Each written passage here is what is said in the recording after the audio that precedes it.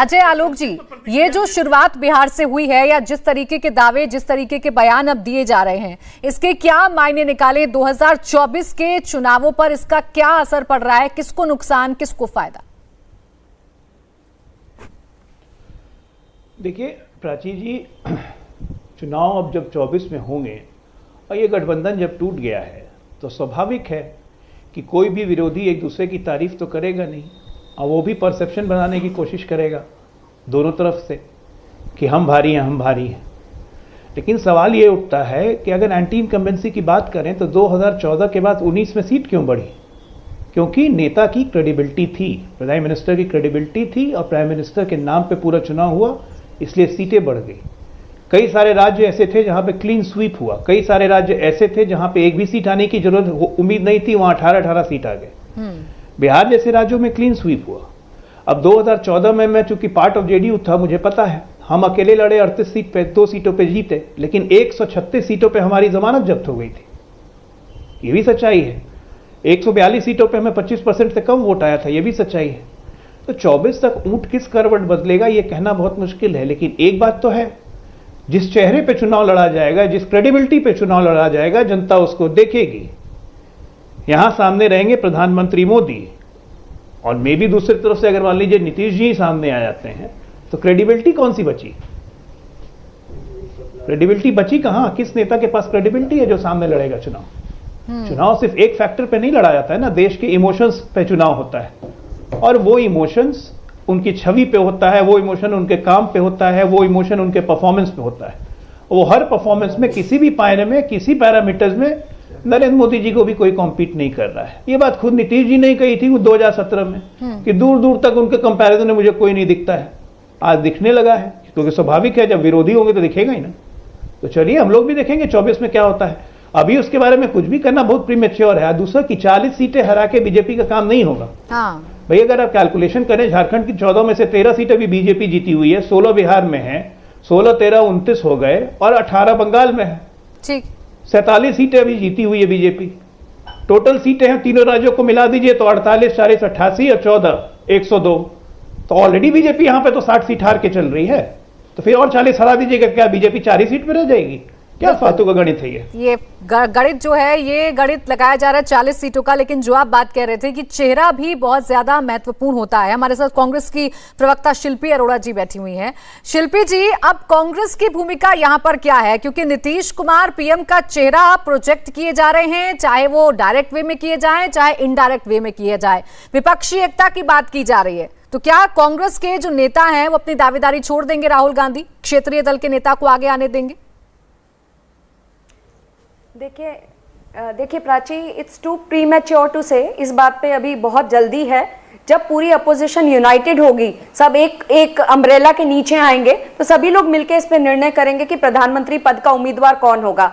लेकिन प्रश्न ये है कि दिन बर दिन भाजपा की स्थिति खराब होती जा रही है, चाहे वो महंगाई का मुद्दा हो, चाहे वो इंटरनेशनल जो डॉलर और करेंसी, इंटरनेशनल करेंसी की हम बात करें, डॉलर और पाउंड की बात करें, चाहे हम बेरोजगारी की बात करें, चाहे हम किसानों के शोषण की बात करें, चाहे हम महिलाओं के शोषण की बात करें, भाजपा की स्थिति दिन पर दिन खराब होती जा रही है। बिल्कुल जनता एक चेंज चाहती है, लेकिन अभी बहुत प्रीमैच्योर है। दिन पर दिन जो इनकी गवर्नेंस है, जो I would say bad governance, जिस गुजरात मॉडल की बात करके आए थे, वो गुजरात में और पूरे देश में वो मॉडल पूरी तरह से फ्लॉप हो रहा है। इस समय ये कमेंट करना कि राहुल जी प्रधानमंत्री पद के उम्मीदवार होंगे, बिल्कुल कांग्रेस एक इंपॉर्टेंट रोल प्ले करने वाली है। Congress is going to be the spine, रीढ़ की हड्डी होगी इस अपोजिशन की, और सभी दल अगर मिलकर लड़ते हैं। आपने देखा कि वोट शेयर की अगर हम बात करें 2019 में लगभग 41% का वोट शेयर है। दैट मीन 60% लोगों ने बीजेपी को नहीं चुना। तो अगर हम उन आंकड़ों की बात करें तो बिल्कुल जनता एक परिवर्तन चाहती है। हमारे युवा जिनको आंदोलन जीवी बोला जाता है, अभी अजय आलोक जी कह रहे थे कि पीएम के चुनाव के लिए चेहरा भी बहुत महत्वपूर्ण रहता है।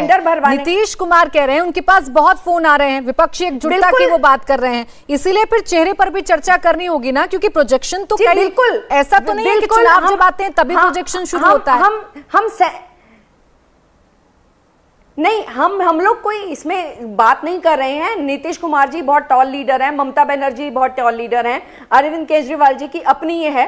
जब सभी नेता एक छत के नीचे बैठ के मीटिंग करेंगे तब उस पर तय होगा। लेकिन कांग्रेस का रोल बहुत महत्वपूर्ण होने वाला है और कांग्रेस एक मेन लीड रोल प्ले करने वाली है इस अपोजिशन के जो यूनाइटेड होने में। और बिल्कुल परिवर्तन की लहर है, धीरे धीरे ये जो परिवर्तन, भारत छोड़ो आंदोलन के दिन ये परिवर्तन बिहार में आया है। उन्होंने, बिहार के लोगों ने कहा है कि बीजेपी आप कह रहे हैं कि अगर ये गठबंधन बनता है, विपक्ष एक होता है, तो इसमें की भूमिका में रहेगी कांग्रेस, स्पाइनल कॉर्ड की तरह काम करेगी कांग्रेस।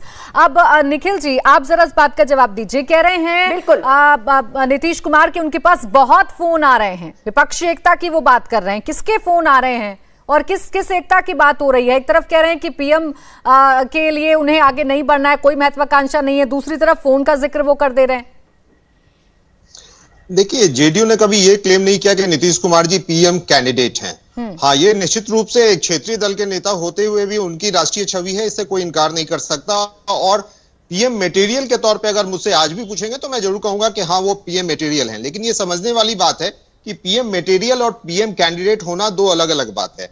और जहां तक जो फोन कॉल्स की आप बात कर रहे हैं, तो निश्चित रूप से जो अभी जो राजनीति जो घटित हुई है बिहार में, उसके बाद हमारा ये कहना है कि जैसे ही सरकार फॉर्म होगा उसके बाद जितने भी ऑपोजिशन है देश भर में, उन सबको हम लोग एक प्लेटफॉर्म पे लाने की बात करेंगे और कोशिश करेंगे और म्यूचुअली हम लोग एक कंसिडर तो करेंगे अभी तक कि कोई एक कैंडिडेट सामने हो। एक प्लेटफॉर्म पर आने को तैयार हुआ है निखिल जी, किसके फोन आ रहे हैं? कौन से प्रमुख विपक्षी दल हैं? नहीं, ये मैं अभी टीवी के डिबेट के माध्यम से ये मैं नहीं कह सकता कि कौन कौन से प्रमुख दल हैं, या फिर मुख्यमंत्री नीतीश कुमार जी खुद बात कर रहे हैं, उनकी बातों को मैं आपके समक्ष इस तरह से टीवी पे नहीं रख सकता। लेकिन इतना जरूर है कि एक बड़े बदलाव की और ये बिहार की जो राजनीतिक घटनाक्रम हुई है उसने संकेत दिया है और इसका प्रभाव पूरे देश पे पड़ेगा, ये तय है। एक और मैं बात कहना चाहूंगा बस छोटी सी, कि जो कहा जा रहा है कि ठीक है नीतीश जी बनाम अगर मोदी जी की बात और मोदी जी का टॉल फिगर है, तो मैं ये याद दिलाना चाहूंगा कि श्रद्धेय अटल बिहारी वाजपेयी जी सबसे बेहतर प्रधानमंत्री के रूप में जाने जाते थे। और फील गुड फैक्टर और इंडिया साइनिंग के तहत 2004 का चुनाव भी सबको याद है। एक तरफ इतने टॉल फिगर के साथ अटल जी और उसके अगेंस्ट में कांग्रेस, जिस समय उनकी बुरी स्थिति थी लेकिन और चेहरा भी नहीं था, लेकिन फिर भी जनता ने वो मैंडेट कांग्रेस को दिया था। तो अगर आप जनता को परेशान करेंगे, जनता आपसे परेशान रहेगी, तो किसी चेहरे की भी जरूरत नहीं होती। आपके पार्टी को अगर खारिज करना होगा तो देश भर की जनता मंडल जी, जिस 40 के फॉर्मूले को आप लेकर चल रहे हैं, के शर्मा जी तो उसे खारिज कर रहे हैं, कह रहे हैं कि कहीं पर अगर सीट घटेंगी तो कहीं पर बढ़ेंगी भी तो ना। ऐसा तो नहीं है कि बीजेपी अभी से होमवर्क नहीं कर रही है। इंडिया टीवी हर वक्त हर जगह डाउनलोड करने के लिए सर्च करें India TV news Google play store या ऐप स्टोर पर।